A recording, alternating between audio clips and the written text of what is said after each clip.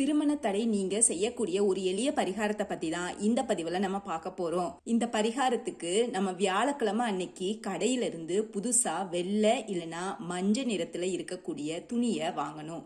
அதோட நாட்டு மருந்து கடையில நவதானியம் அப்படின்னு சொல்லிட்டு செட்டு கிடைக்கும். அந்த செட்டையும் வாங்கிக்கிறணும்.